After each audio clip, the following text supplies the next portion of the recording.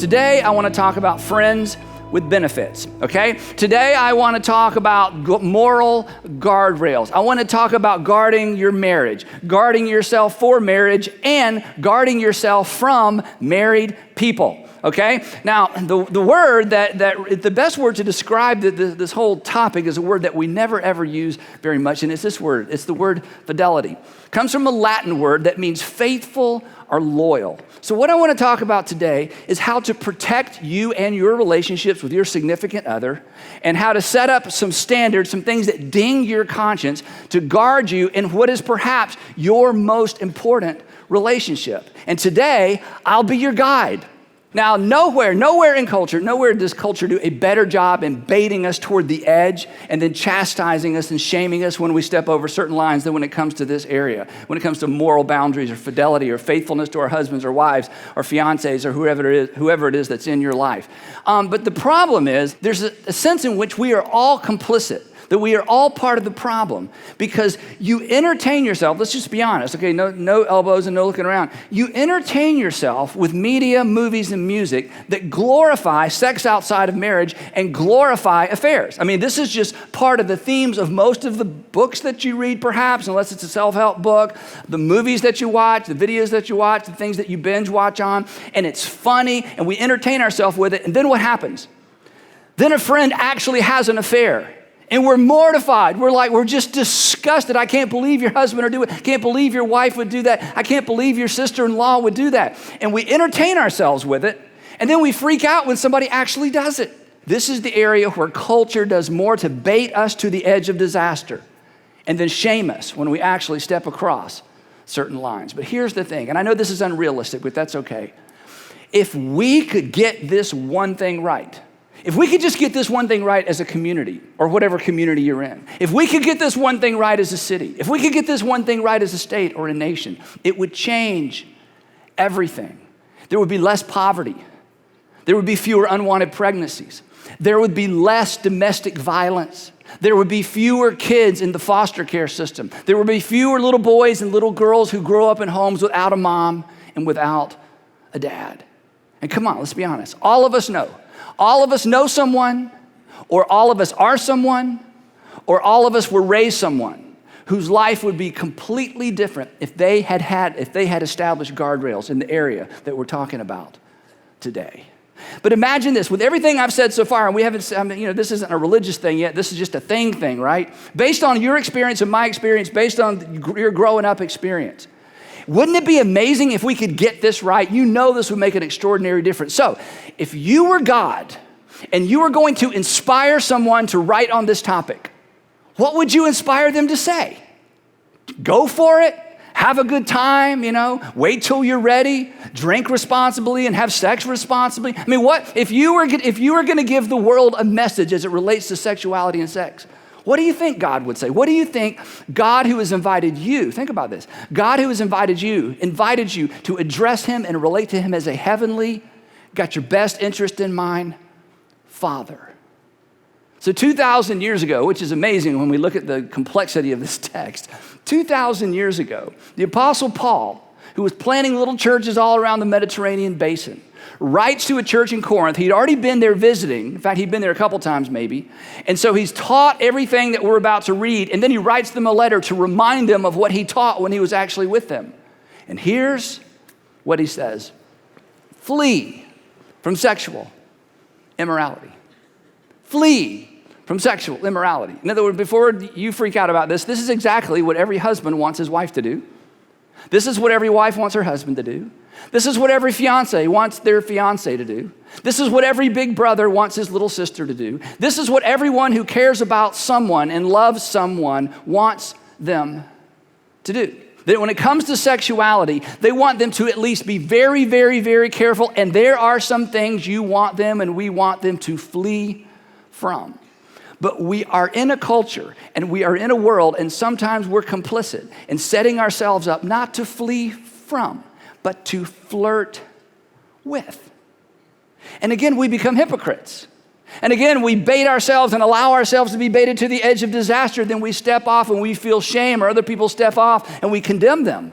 And so the Apostle Paul, under the inspiration of the Holy Spirit, has this insight that is mind-blowing, not because it's, so unusual, because we immediately latch onto it. What's so mind-blowing about it is that he knew this 2,000 years ago. Here's what he says. He says, all talking about sexual immorality, all other sins. And Paul immediately puts sexual sin in a category all of its own. That it is uniquely, he knew this, it is uniquely damaging. It's possible to fully recover academically. It's possible to fully, recover financially. But when it comes to sexual sin, it's not the case. Forgiven? Absolutely. Fully escape the consequences? Never. The damage is done. And oftentimes, come on, you know this, oftentimes it's generational damage. It undermines future intimacy. It impacts future relationships. It has a way of continuing to resurface in area after area after area. And then there's this, in case you're pushing back. Come on, let's be honest. Sexual sin, and I'm going to define it in just a second, but sexual sin will make you a liar and a secret keeper for life, unlike anything else. You'll admit your past bankruptcy. You'll admit, when I was, not 20, I got 22, 23, back then I got a DUI, I just want to get that out on the table. You'll admit all kinds of things. Sexual sin will make you a liar and a secret keeper for life. Some of the most brokenhearted people are the people I know who got married and their husband or their wife told them part of their sexual history.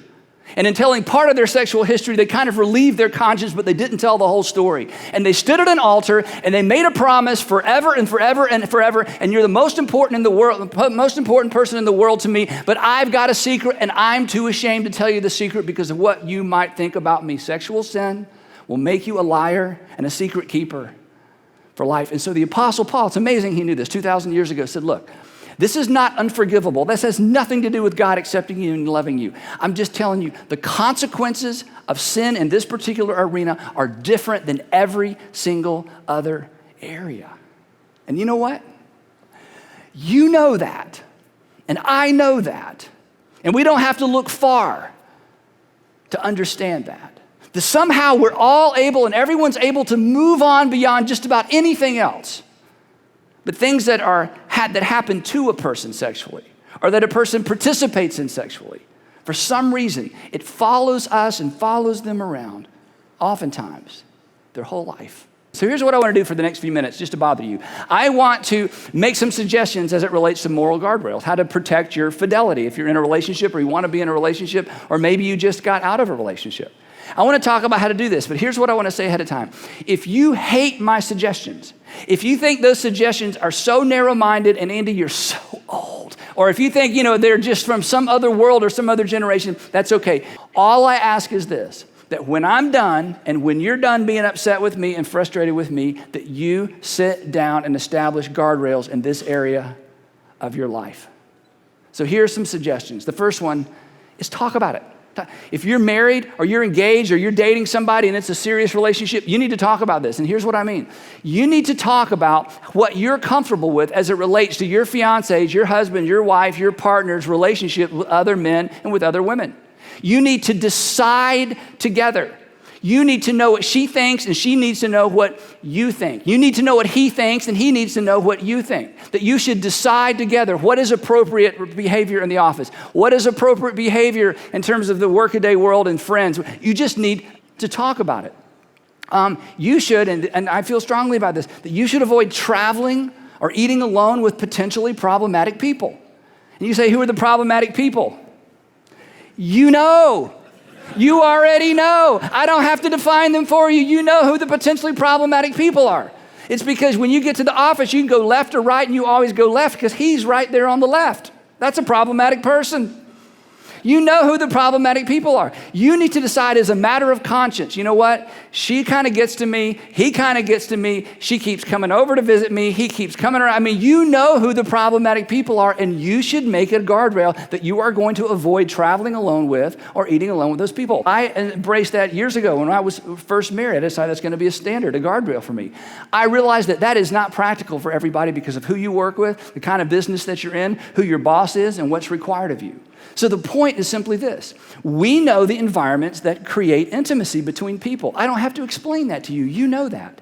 If you're in a committed relationship, and especially if you're married, you should talk to your spouse, you should talk to your fiance about the problematic people, and you should have this discussion, and you should establish guardrails. Now, if you have to, there's times when you just, you know what, that's my boss. My boss takes me to lunch. We travel. Then the second thing I suggest is simply this. Tell them about it. Every once in a while through the years, when I would find myself in a situation where I was going to be in a situation that was outside the boundaries I'd established for what I'm going to do is in terms of my behavior, I would just call Sandra and say, well, here's what happened. Here's what happened. Here's what happened. She knows everything's fine. We just go on. Talk about it. Talk about it. Tell them about it. Because you should never, ever keep a secret from the person that you would say is the most important person in your life. But here's the thing. When you find yourself hesitant to let them know, when you find yourself hesitant to call your fiance, when you find it hesitant to call your boyfriend, when you kind of find it hesitant, you know what, I just won't tell her this time, that should set off alarm bells in your heart and in your conscience, because secrets aren't good for any relationship. Secrets should ding your conscience. Be honest with yourself and be honest with your spouse. Be honest with your fiance. Be honest with the person whose relationship you are trying to protect.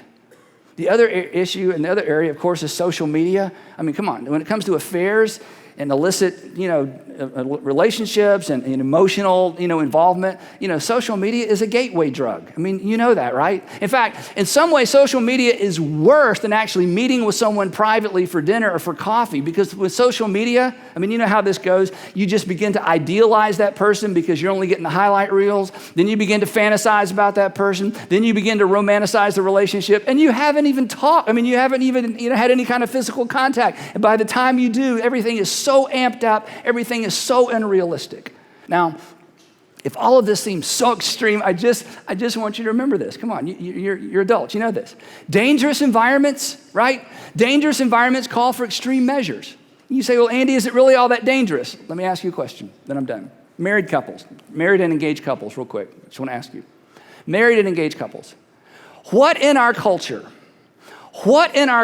equips you and supports you when it comes to remaining faithful? What in our culture equips you to remain faithful and supports your decision to remain faithful? Advertising? No. Media? No. Television? No. Books? No, unless you're reading a book about marriage, right? Single, same question. Who and what? Who and what? Who and what encourages you and equips you to live responsibly when it comes to your sexuality? Where in society are there people just saying, I just want to breathe life into you. I want to speak truth to you. I want to make sure that, if you ever get married, you're going to be so equipped, and who's doing that for you? That's why I say it's a dangerous environment. It requires extreme measures. And come on, do you think, we're adults, right? Do you think that you'll look back in 5 years and regret establishing guardrails around your fidelity? Do you think 5 years from now you look back and go, oh, those stupid guardrails, I got into so much trouble, I have so many regrets, spent all that money? No. If you establish guardrails now, 5 years later, you'll look back and think it's one of the best decisions you ever made. So you got to decide. Flee or flirt? Flee honors God. Flee honors you. Flee honors your kids, your future kids, your grandkids, and flee honors others. But flee requires guardrails. So, would you set some guardrails that ding your conscience while you're still in the safety zone? You won't be applauded now, but you will be applauded later, because guardrails will become part of the story that you get to tell. And you'll be applauded later by the people that actually matter most, and by your Father in heaven. Hey, thanks so much for watching. If you enjoyed this video, please make sure you check out the links on your screen for what to watch next, and check out the description below, where we are going to provide you with free resources designed to help you make better decisions and live with fewer regrets. And again, thanks for watching.